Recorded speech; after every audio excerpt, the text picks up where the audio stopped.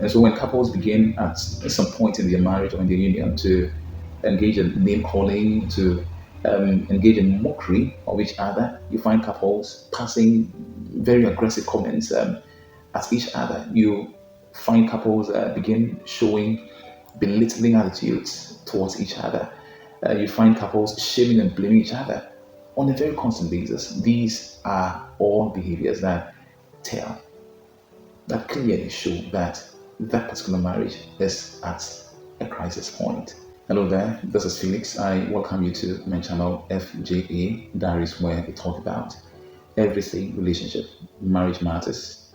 And so this period, I want us to engage in another conversation or another discussion, which I believe for a fact will interest you. And so I'm encouraging you to watch from this moment to the end of the video.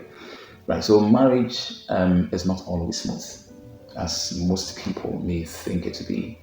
It has its own tendencies it comes along with, against the expectations most couples tend to come into the marriage with right from the beginning. Every relationship goes through seasons of tension. Every relationship tends to experience seasons of distance. Every relationship at some point experiences seasons of what? Disconnection. However, there is a difference. There is a huge difference between rough patches in a relationship and then crisis in relationship. And so rough patches in relationship and then a relationship at its crisis point. These two are extremely different. Now, when unresolved, when unresolved issues stack up in a relationship, when emotional wounds go unhealed in a relationship, when both partners in a relationship begin to feel unseen, they begin to feel unsafe. Okay, clearly, as a result of all these, or seeing all these, they tell that the foundation of that particular relationship is having cracks. The foundation is experiencing cracking moments. Now, oftentimes, the signs that tell that things are not going so well, tend to be subtle or mildly hard to notice in some instances, or let's say at the beginning stages. Because you find couples, most of them, thinking to ignore those signs because the presumption then would be it is one of those things. Eventually, when the time is right, things will be okay, without taking it upon themselves or seeing the need, realizing the need for them to sit together and discuss those matters, reflecting those signs. And so, at the initial stages, this is what usually happens. But with time, over time, after those signs having been allowed to remain on for a longer time, they become much louder, they become much heavier. Okay, they end up becoming much harder to ignore. And so in this video, I am actually discussing with you as you watch me some of the key signs that imply or tell that a marriage is in serious trouble, is in very serious trouble, and may need immediate intervention, may need immediate reflection, may need immediate transformation. And so signs that tell that a marriage is at its crisis point. I encourage you, watch the video to the end. You will have no regrets. If you're watching me for the first time, please subscribe to the channel and then like this video. Very important. All right, so sign number one. In every marriage that is at its crisis point, one particular sign that tells so is communication appears to have broken down or stopped completely. So when you notice that you are not able to communicate very effectively, you are not able to engage in lengthy conversation without arguing, without shifting or casting blames at each other. it tells that something is not right, something is not okay with the marriage. And so at a crisis point, meaningful communication becomes extremely rare. Okay, conversations are usually short, usually face level.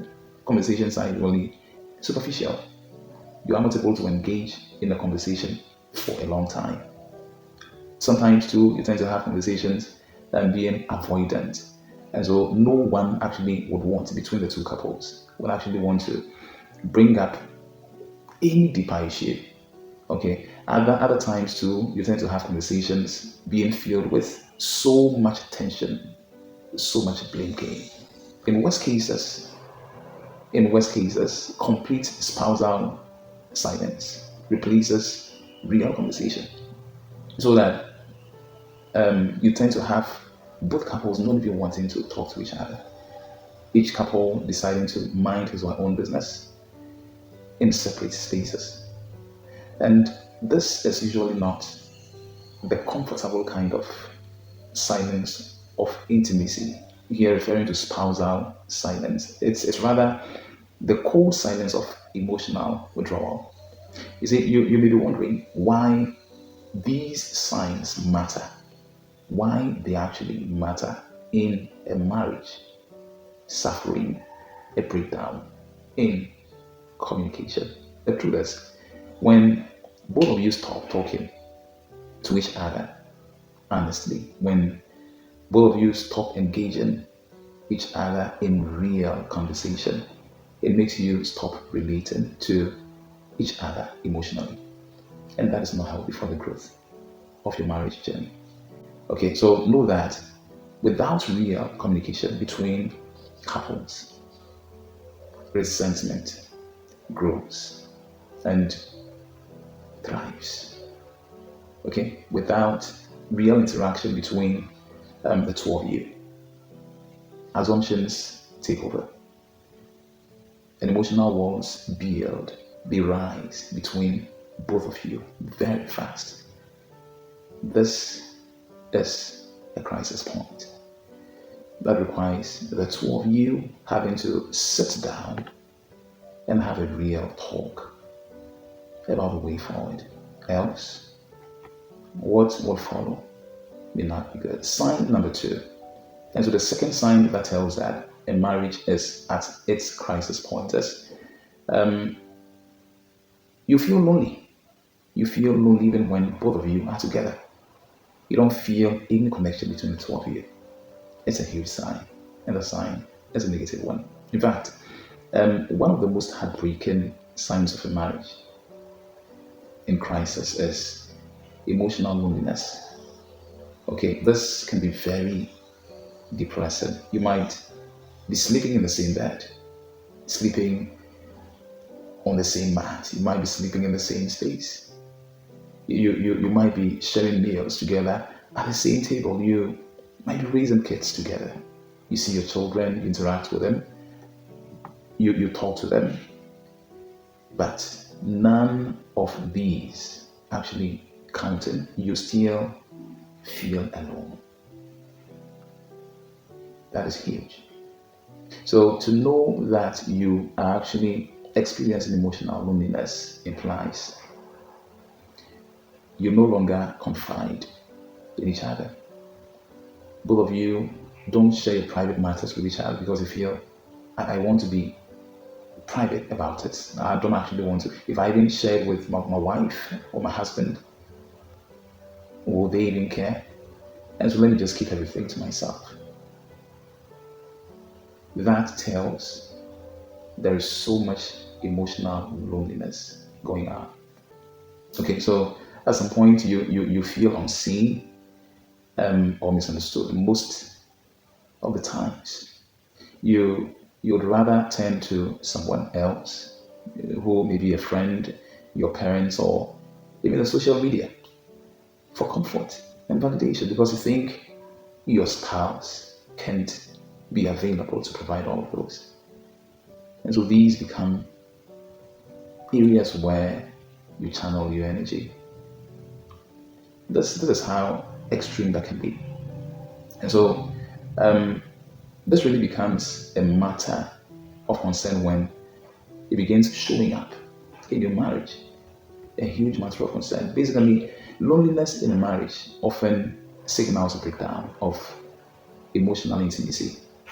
And here, emotional intimacy, you should understand that it is the closeness that sustains long-term connection in a relationship. And so when it's absent, it tells you that there is going to be a disconnection between both couples in that relationship. Its absence sends a negative signal. And so here, another sign just shared with you, emotional loneliness. Now, the third sign which shows that a marriage is at its crisis point as conflict is usually constant or avoided at all cost. Both partners would not want to engage in any quarrel with each other. So what's likely may create a platform for that to happen? They wouldn't actually dare to venture into those areas. In some cases, at every moment when there is a conversation, it ends up in quarrel. Some couples in crisis would fight. They would fight all the time. Others choose to never fight at all. The reality is, both extremes, both are real red flags. You choosing not to engage in any form of fight with your partner, so not making the attempt to do what will generate that fight, or you constantly engaging in fights, petty quarrels with your partner, these are both red flags. Usually, in constant conflict situations in marriage, almost every small issue turns into a fight. Every small matter at the table for discussion results in a fight. During such moments, couples are usually found yelling at each other.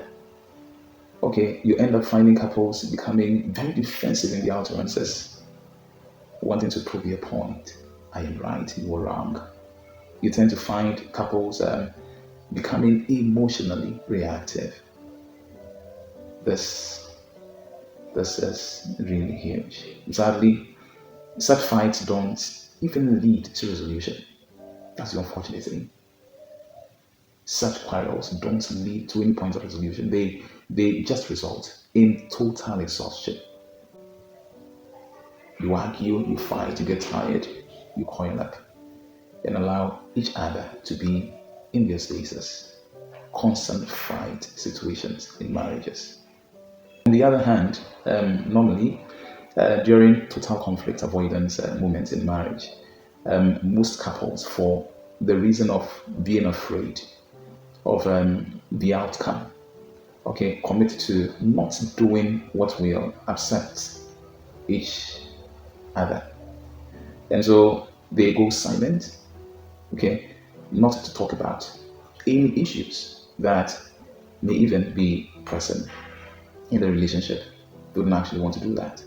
And this way, nothing gets resolved because nothing is ever truly talked about or discussed or addressed. Marriage is a serious business. And so getting into it, it's always advisable you lower your expectations. Okay. Now, in all honesty, healthy relationships normally allow space for disagreement. It is a normal thing to do, where both of you are able to disagree and allow the disagreement not to tear the two of you apart, but lead you to that point where eventually you are able to agree on one particular thing and move on. It is always healthy to go that way in a relationship. What most couples don't realize is that crisis in marriages, crisis in relationships happen when conflict becomes either unsafe or completely suppressed. Allow that to happen. And so when it happens, don't let it slide. Find a way to address what the cause of the conflict is. It makes your marriage really become better. And so this other sign is very, very much important to give a lot of attention to. The sign that you constantly engage in fight without getting to any point of resolution of the cause of that fight is one that tells your relationship or your marriage is at its crisis point. Sign number 4, which also tells that marriage or a particular marriage is at its crisis point, is intimacy feels like a chore. Intimacy feels like an obligation. Intimacy feels like a distant memory. And so sexual and physical intimacy are very much important aspects of a connected marriage. Okay, this is not necessarily just for pleasure. Okay, the primary essence of sexual and physical intimacy is focused on enabling couples to bond with each other. Okay, feeling emotionally close and being able to trust each other. So it's very much important for both of you to practice real intimacy in your marriage because it has a lot. It has a huge essence. However, there is little there is little or no affection. Okay, in a marriage that is at its crisis point, not even hand holding in most cases or casual touch. Okay, when one or both partners avoid sex or engages in sex out of pressure or guilt, this is another sign. When intimacy feels extremely disconnected or emotionally empty, okay, they clearly, all of these clearly and loudly imply that something is not right in the marriage. They imply that something is not really okay. Okay? And as a result, that marriage needs fixing very immediately. I actually need you to understand that a lack of intimacy in marriage doesn't automatically or precisely mean failure of the marriage. No. Okay? It's rather a sign that your marriage is lacking emotional and physical connection, and that your attention as a couple, that attention, your attention as a couple is extremely needed to fix things. That moment would not be for you to give up so easily. It would rather be when you're going to have to pay all the attention there is you both have to address your issues. Sign number 5 that tells that a marriage is at its crisis point is there is a pattern. There is a pattern of criticism. There is always a pattern of contempt. There is usually a pattern of what? Disrespect towards each other. So note this. Successful marriages have respect. Respect for each other. Successful marriages, they have respect for each other. In this case, couples involved. As a huge trademark. So when that trace of respect, that trace of kindness, that trace of regard for each other gradually fades away or gets eroded by whatever reasons there may be,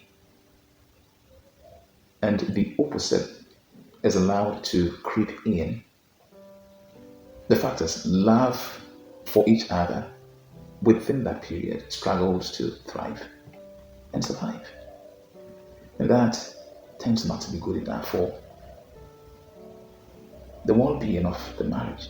And so when couples begin at some point in their marriage or in their union to engage in name calling, to engage in mockery of each other, you find couples passing very aggressive comments at each other. You find couples begin showing belittling attitudes towards each other.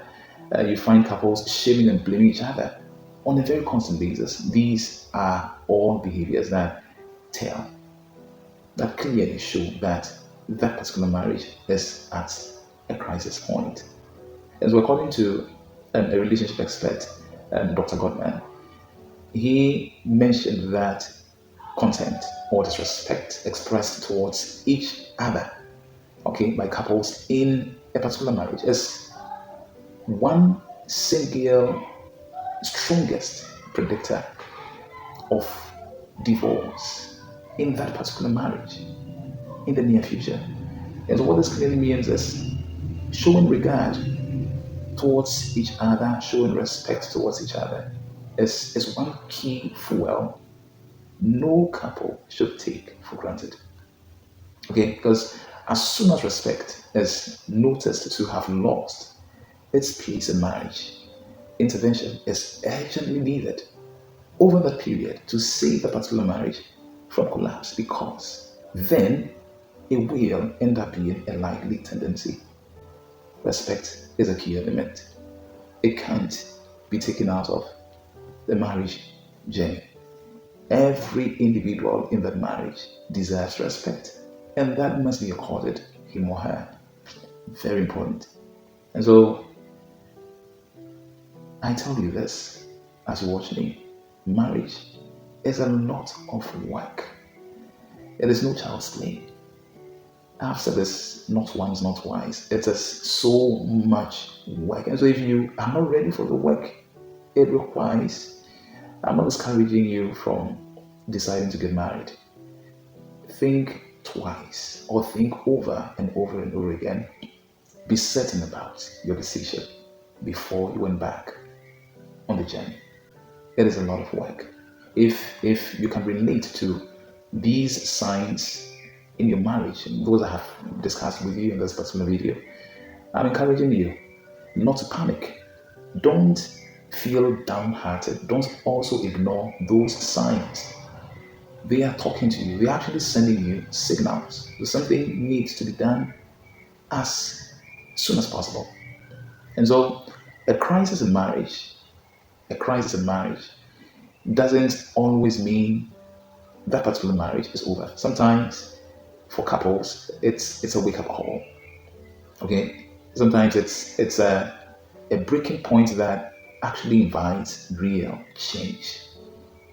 Okay, for some couples, it's a point where should both of you decide to put things in their right places, you can actually embark on a new direction of movement that will cause a clear-cut transformation in that particular marriage, and you are going to love it for the rest of your lives together as couples. And so it's not a point where you should immediately conclude that, hey, it is done. I mean, I should consider it over because I don't think nothing is going to work out. Take that step towards resolving your differences and see what follows next. So in such moments, for you who want to keep your marriage, okay, begin that conversation. Okay, even if it appears or it tends to be very uncomfortable. If you love your spouse, you want to keep marriage, not for any other reason, but then you actually don't want to let go. Begin that real conversation. Okay, you may also seek professional help where necessary for therapy sessions or for marriage coaching. This may also help. And so aim at reconnecting intentionally with each other in the union, not just for the sake of wanting to stay in the marriage, but for the sake of wanting to heal, to recover, to get things made to become better. To this end, I need you to always remember that a marriage in crisis, a marriage in crisis is not certainly a failed marriage. No. Rather, at such peak is where your courage as a couple, where your effort as a couple, where your willingness, okay, to rebuild what has been broken together as a couple. It is at this point all of these are required. Don't give up on your marriage. Don't. Make things work. between the two of you, because this journey is a beautiful one. There are people who have been married for 5 years and they are still counting, 10 years, they are still counting, 15 years, they are still counting, 20 years, they are still counting, more and more years, they are still counting. It doesn't actually mean those people had things being so smooth for them. The tendencies they might have suffered are the same tendencies you just beginning this journey will suffer in the years ahead. But how you handle those tendencies between both of you as a couple is what makes the difference. And that is what actually likely will keep you going on and on in that experience. Take good care of yourself, and I wish you all the best in your marriage life. I remind you, let love lead always.